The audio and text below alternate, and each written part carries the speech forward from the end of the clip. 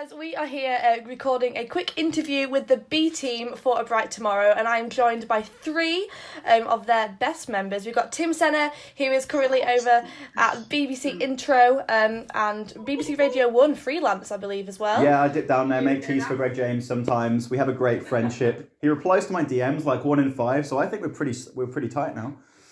How does he take his tea, Tim? It's just kind of medium strong. Good amount of milk. You got to get it there. Best way. Yeah, always. Best way. We're also joined by Harry Bosman, who is down at BBC Radio 1 as well. BBC Intro West Mids, and Switch Breakfast host as well. And finally, Cass Nelson, who is Premier Gospel and Instagram comedian.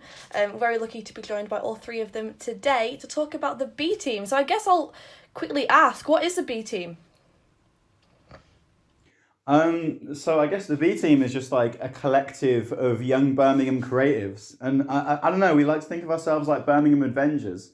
I think the idea first came out in like 2018 when it was Desper Robinson, who's JK's manager, absolute legend. Someone had tweeted asking for a new platform for Birmingham, like for the youth of Birmingham especially. And I noticed that there is a gap in the market there because we're the youngest city in Europe if you look at the stats, but there isn't really like a solid youth platform specifically aimed at Birmingham out there. So, you know, things didn't quite happen when I first thought of the idea in 2018. But we finally, going into 2021, managed to get it together with the first video. And yeah, I just see us as like a collection of Birmingham creatives. Not all of us actually live in Birmingham, which I think is important because that reflects what it is like being someone from Birmingham. As a creative, you often have to like move elsewhere, but we're all born in this city. We're all raised here. We have like that kind of experience. And yeah, we want to be like, I guess, Birmingham sidemen or something like that. That's the aspiration. Move away KSI. Yeah, take him down. Well, I want to collab. If you're watching, JJ, please link up. You didn't reply to my tweet. We've got like 100 followers now. Come on. We'll get this going. So I'm actually in Edinburgh right now. I'm from Leeds. I moved down to Birmingham 2 years ago. I spent 2 years there from 16 till 18. And I love the Birmingham music scene. I love it so much. And more than that, Tim, you mentioned the whole creatives. Everybody involved from, photographers down to producers, bloggers. I found it to be the most supportive scene. So to see you guys creating a platform where everybody can get together, I really think epitomises what Birmingham stands for. And I want to talk about that. I mean, Birmingham is a place for so many different people. It's so multicultural. Let's talk about some of the best places in Birmingham. Where are your favourite places to go to? This is go on, Harry. You tell Harry. Yeah, this is a good question. Very topical. Funnily enough, today we are releasing a video all about the landmarks in Birmingham. So it's, as Tim said, topical of you saying. So like, I don't really know because we did the whole like kind of hierarchy system, but obviously personally for me, and I think Tim, and we said this in the video, you talking about music, obviously Sunflower Lounge and all the really iconic music venues within Birmingham, and you're talking about how everyone's so supportive with each other. It's beautiful to see because you see all these bands getting together and obviously supporting each other at each gig. And that's one of the beautiful things that I find about Birmingham. So I would say in terms, for me, the music scene in Birmingham and the iconic kind of music venues from back in the day where like Black Sabbath have played and things like that, that's like what Birmingham really is for me in terms like you saying how diverse and multicultural it is, that, you get every single genre of music and everyone comes out to support. And when the what was the music venue that got shut down now? Actually, the Flapper. All Rainbow. The Flapper saved? I don't know. Well, that's the thing. But everyone still petitioned, and everyone really joined forces to really try and save it. So in terms for me, I can't really talk for everyone else, but like the music scene and the iconic music venues in Birmingham, I'd say is a bit of a staple point for the city itself. It's funny though, so that video that Harry alluded to there, basically we've got this video which may well be out now at the time of viewing, which is like we rate the Birmingham landmarks, and it was the first time like all 6 of us hopped on a Zoom call together, and it was just the most fun time. Like we were all just I don't know, like we all just ended up like taking the mick out of each other a bit. Like I'd put on Moore Street as like the second one, and Henry was just like beefing me that Moore Street was in consideration. I think, and what was the thing we agreed on, Cass? Me and Cass agreed on something that everyone else was. Yeah, the library. So everyone was saying the library is sick, but we're like it's dead, right? Is there? Exactly. Thank you. Good shout. The library got me through my college days, my A levels. Yeah, outside to look at. It's an eyesore. It is. Eyesore. Literally. I love Digbeth and the Sunflower Lounge are my top two. Easy. Yeah. Easy. I think the key thing with me is that like I think a lot of people know that I'm very active in the Birmingham music scene, and they are kind of my family. Like I love that so much, and that will always be my root. And on my personal channel, that's always what I'm going to champion. But with the BTeam, I wanted to kind of be like, we know that there is so much more to Birmingham than indie bands. And, you know, I try and kind of promote like other genres and rap music on my channel too. Like I had a talk with Vital around the time of Black Lives Matter. I'm sure Lady Sanity has popped up there before, but you know, we know that people probably think of rap as Birmingham genre with people like Millions and JK and Mist more than indie. And even beyond that, outside of music, there's food, there's fashion, and that's what the BTeam's about. So yeah, it's hopefully quite a rounded view. Yeah, I mean, and that's the interesting as well. You go, Harry. Go. Yeah. No, continue. Talking about food, I mean, there's Digbeth Dining Club that is now expanded to places like Stourbridge, I'm pretty sure. It's moved now to Shrewsbury, where I'm from, kind of. So, like, yeah, I mean, Birmingham has so much to offer, and it's great to be like a part of it. And it's great, as Tim said, you know, what we're trying to do is promote not only just music, the whole kind of broad sense of what Birmingham has to offer. Is, you know, in our first video, we were the whole, you know, mean tweets, and we do get a lot of stick in Birmingham for it sitting a hole, but I don't think people actually really do realise what it has to offer. It is such a fantastic city. And why do you think that why do you think Birmingham is such a target? Because when I moved there, what I saw was a fantastic, bustling city full of community, a lot going on, very supportive. So where is this kind of image coming from? Why are we always the target of some sort of online abuse, I think? Cass lives in London, so maybe she's seen it. What do you think? I think it's just the accent. I think people, because what I do online, the most thing that I actually get cussed about is my accent. I've had people comment and say, this was a really funny video, but your accent, I just couldn't even watch it. And I just think that's what holds people up. I think it started from our accent being a bit different to the mainstream one. And then people just expanded it to Birmingham's this and Birmingham's dirty and Birmingham's not a great place. But actually, it is. If you go to Birmingham, it's a really nice place. It's not too big. It's not too busy. If you want to have a little quiet spot, you can go to Cannon Hill Park. There's just nice places. It's not massive. You don't have to, in London, you have to spend like an hour getting from one end to the other. You don't need to do that in Birmingham. It's just nice and smooth. So I think it started from the accent, and I think people just took it from that. Yeah. And Yeah, I think Peaky Blinders is doing a lot of good work for us. Maybe it's becoming a bit of a kind of all-consuming meme that it's like the only thing that people know about Birmingham now. But there's definitely, even within my lifetime, because I've lived in King's Heath where I am now, like my whole life, literally 25 years minus a few for uni. And the growth on like the high street here, you can kind of see it. Like we're getting more independent businesses. We're getting suddenly this like outpouring of culture. And I call it in a literal sense a renaissance, kind of like 15th century Italy. Because we have that rebirth going on. And I think people have their idea of Birmingham as what it was like in the 1970s, like a very fixed kind of industrial place that's quite rough around the edges. And it was still a beautiful place then. I just think that, you know, we've got a new generation now and there's so much arts in general coming out of here. We just need a bit of an image change, and that is sort of gradually happening. Tim, you mentioned earlier that a lot of the creatives have to leave Birmingham to go find opportunities. Do you think the image portrayed kind of nationally about Birmingham actually is a detriment to creatives looking for work? Do you think that holds them back at all? Well, definitely. I'll say what I say, and then I'll hand over to Cass because she's probably better qualified because she's actually like gone for a full-time job in London as a Brummie. I guess from my perspective, I left uni and I really wanted to work in the media.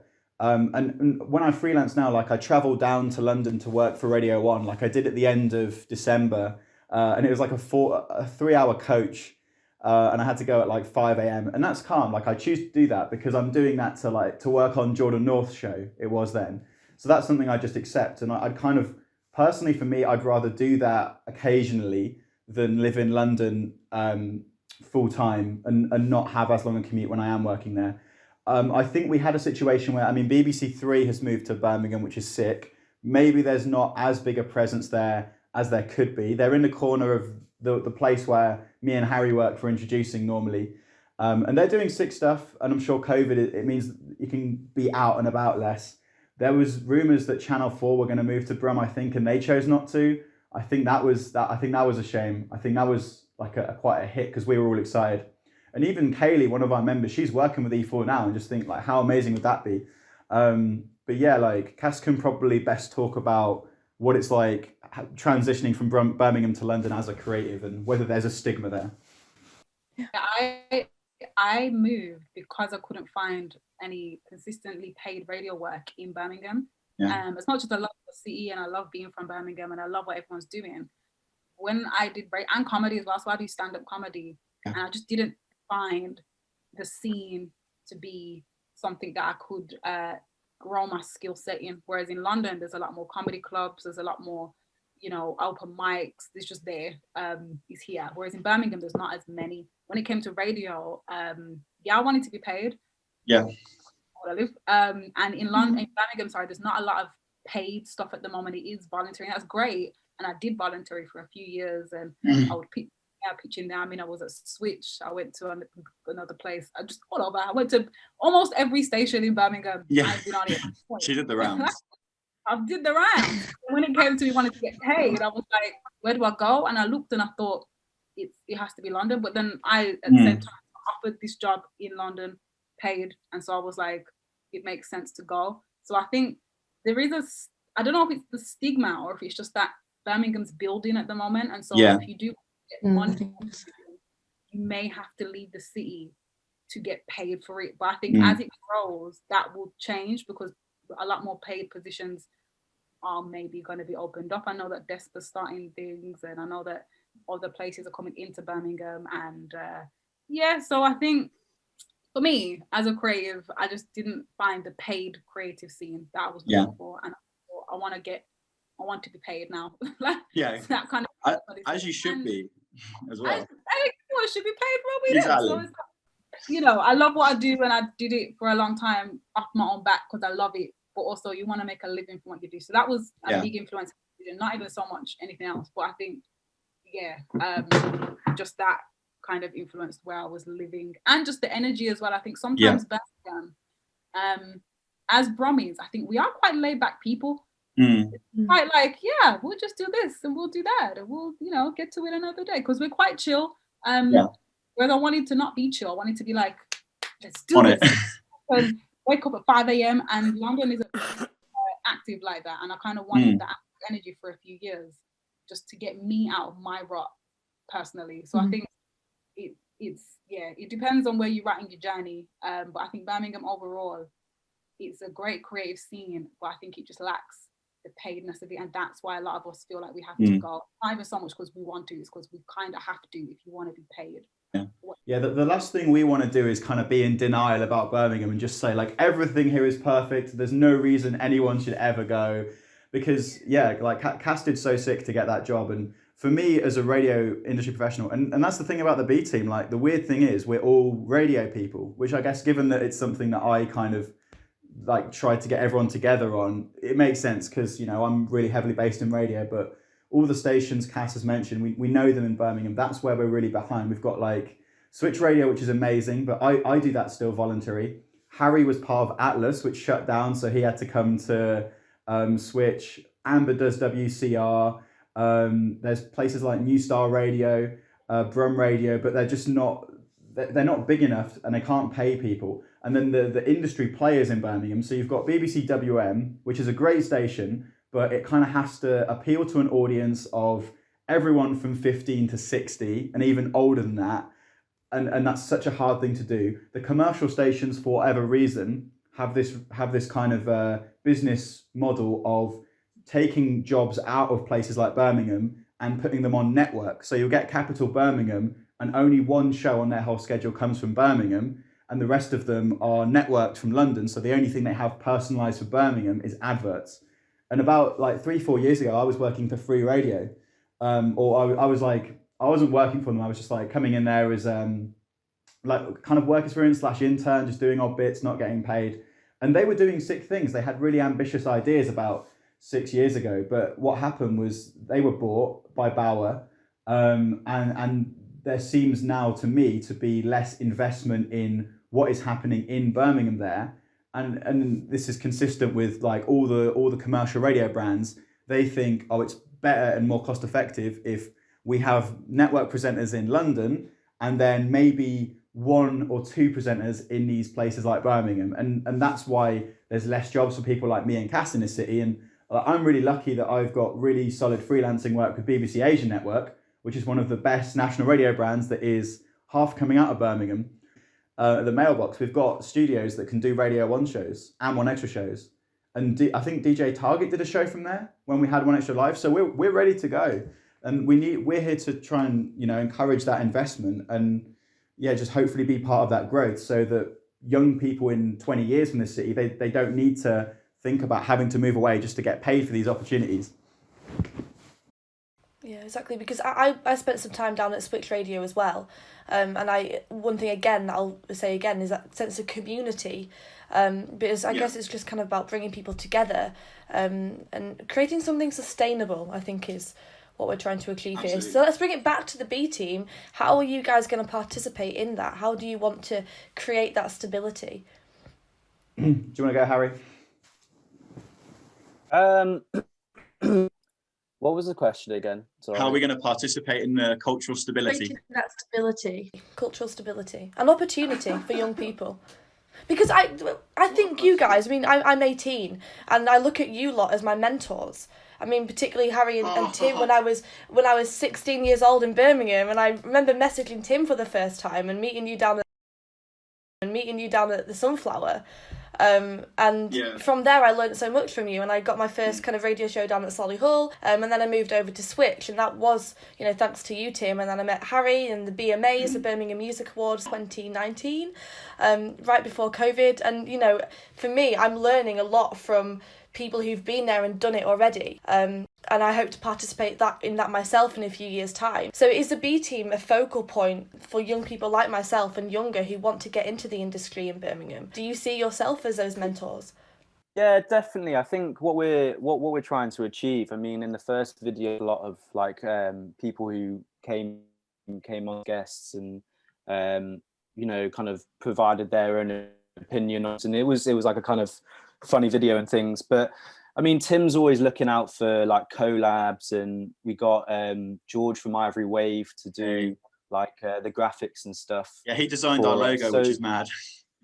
Yeah, very good. So in terms of like, if there are like young creatives or people who not necessarily young, but people who feel like they want to get involved, it's always good to give us a message. We're always kind of looking to potentially collab or do videos with people who are young creatives. That's essentially what the BT, we are a group of we're a collective of young creatives who are trying to promote the city. So definitely, I think with what we're doing, our next video I'm not really going to talk about, but yeah, I don't really know how to answer it aside from yes.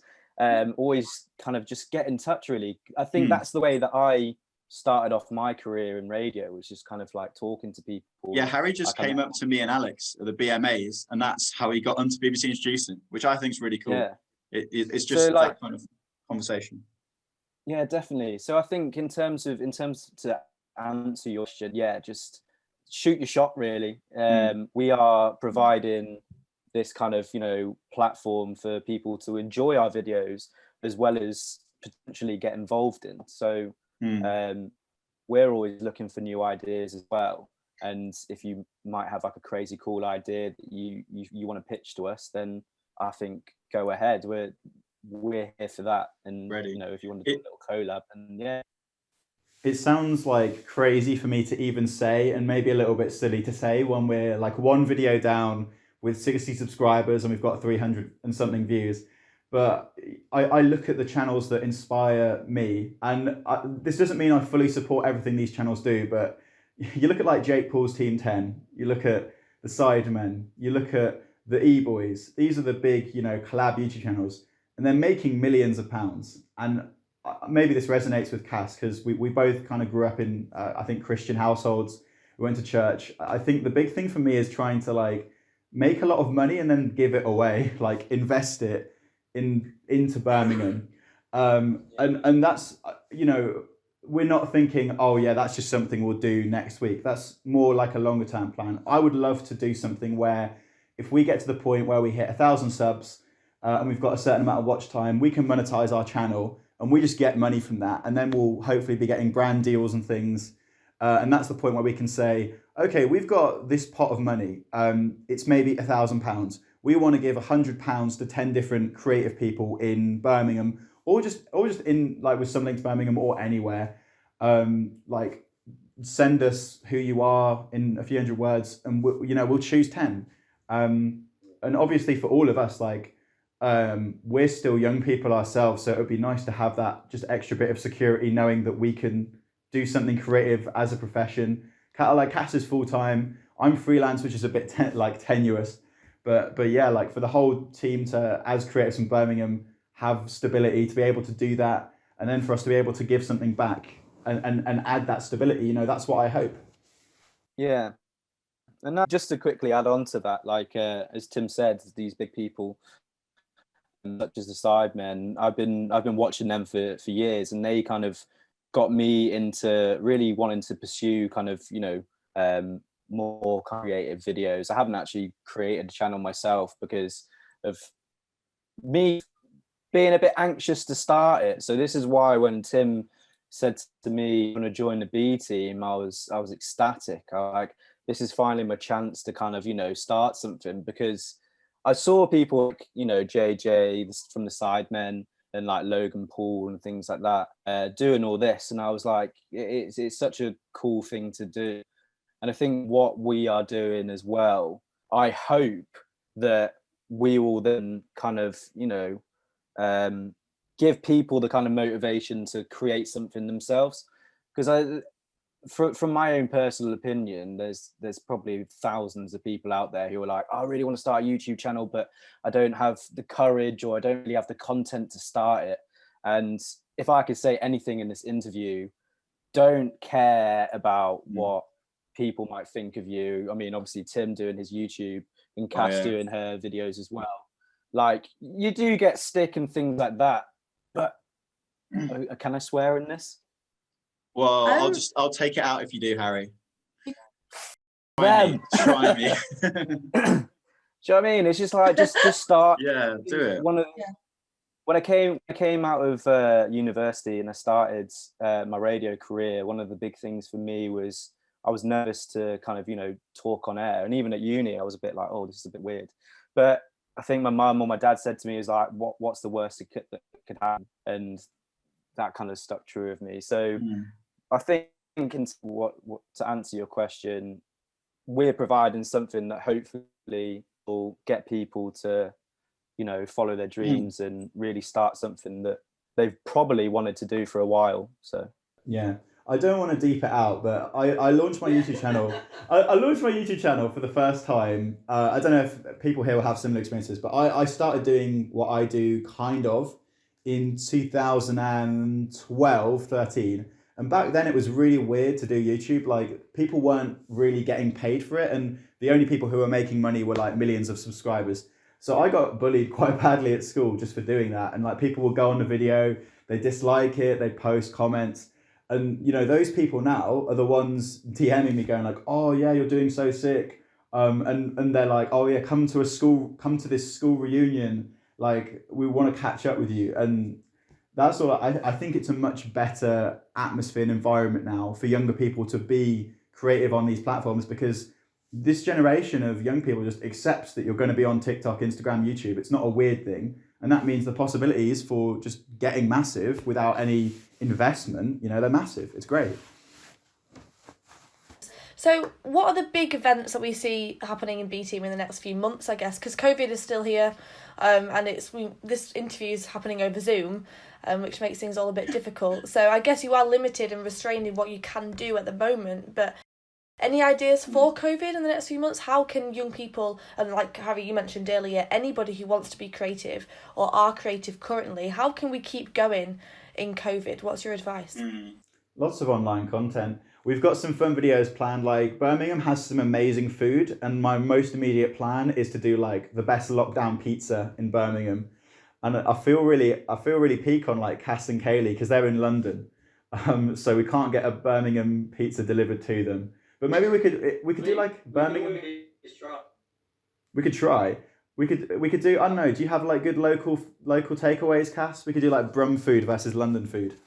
Oh yeah, I would love to just sit and order loads of takeaways for a video. That'd be great. So yeah, stuff with food. I think we've got this big race planned, which is COVID permitting. Okay. We can't talk about that. That's a secret. Harry's excited. All I can say, I grew up. Sorry, honestly, when Tim suggested this idea, I was all for it. Yeah. Looking forward to it. We have got, I grew up watching Top Gear, and on Top Gear they do things like, which is quicker to get from the Swiss Alps to London, a supercar like a Bugatti Veyron or an aeroplane. We haven't hired any supercars or aeroplanes. I don't know. It depends. Maybe I think this is a special idea, and maybe we could get Cass and Kaylee back from London, like to do it. So it'll be when it's safe to do it. But it's going to be something like that. It's going to be a race across Birmingham, and hopefully it'll be the first of many.